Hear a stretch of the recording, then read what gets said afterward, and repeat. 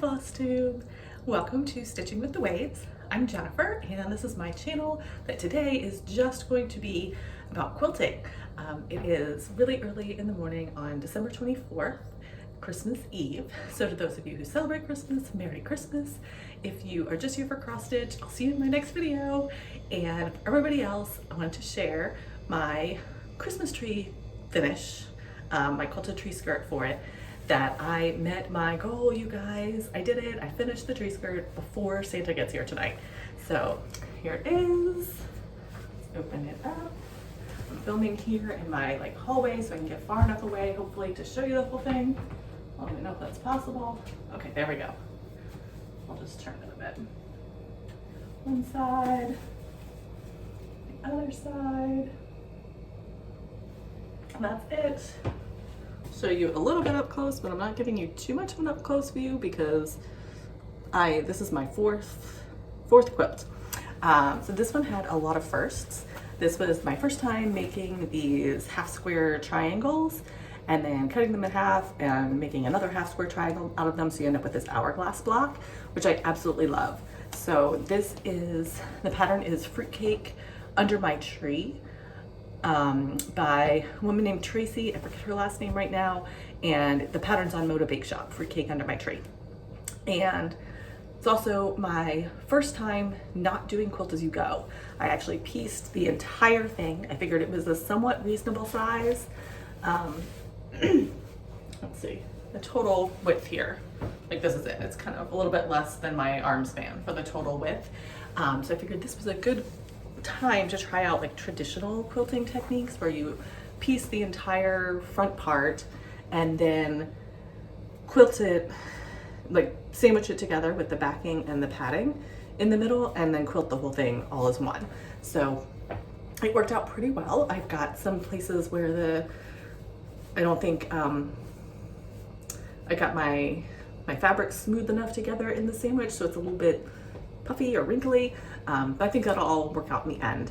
And I love it. I love how it turned out. So good enough for me.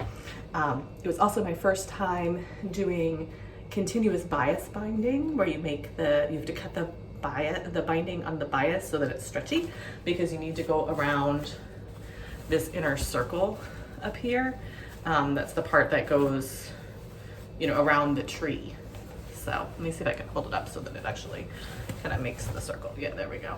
There you can see the circle. So you got to go around a fairly tight circle there. I am entirely self-taught off of YouTube videos. So the first continuous bias binding video I watched was that mind blown emoji. That was me. I'm like, I don't think I could do this. What is this?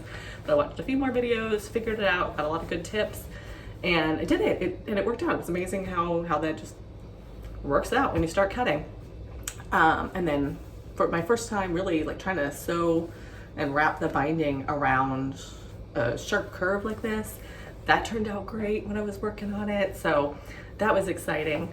And then it was also my first time, you quilt the whole thing and you have this beautiful finished looking product, but you can't get it, there's no way to get it around the tree skirt. So around the tree itself. So you have to, cut a straight line into your quilt to cut it open, and then cut the circle out. So you're cutting into this beautiful quilt. And that was nerve-wracking, but it all, again, worked out just fine. And here we go. I've got my tree skirt ready to go under the tree. So I'm gonna do that this morning. The only step I'm not gonna be able to do right now is washing it. I love when you wash it and it shrinks up, the fabric shrink up, and it gets that crinkly look of that old used quilt. But about 3 weeks ago, I ordered Shout color catchers. They seem to be, I've never used them, they seem to be like a dryer sheet sort of product, but you put it in the washing machine, and then when you wash something, if the dye leaks out, especially of my red background fabric, if the dye leaches out into the water, these sheets catch that rather than it sitting and getting on the white fabrics in your quilt. So I'm in several Facebook groups for beginning quilters, and this is the time of the year everybody's finishing their red and white projects and washing them. And I must have in the last week seen 5 people posting, I finished my quilt and I washed it and the red bled all over the white fabric.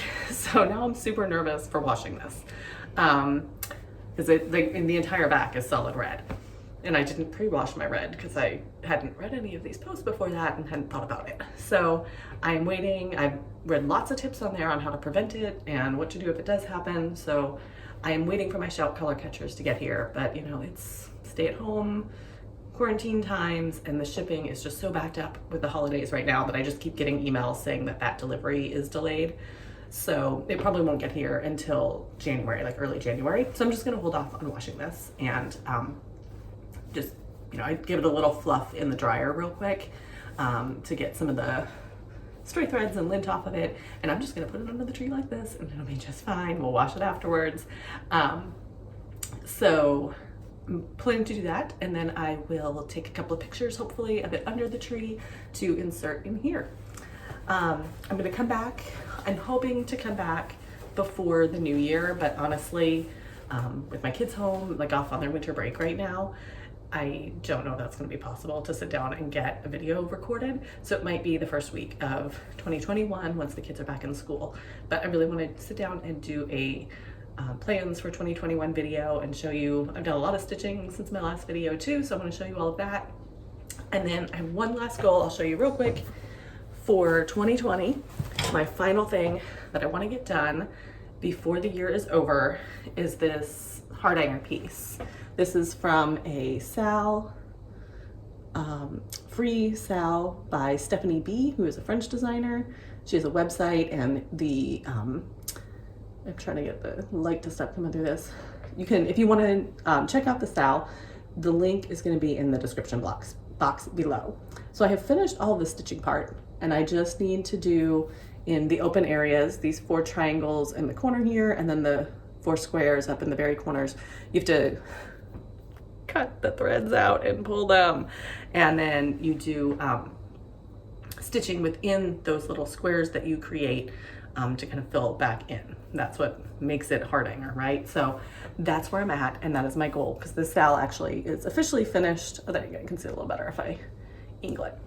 So the Sal is officially over, and I really want to get this done in 2021. So it's just, I've been trying to find a quiet time to sit down where I can focus and cut into it.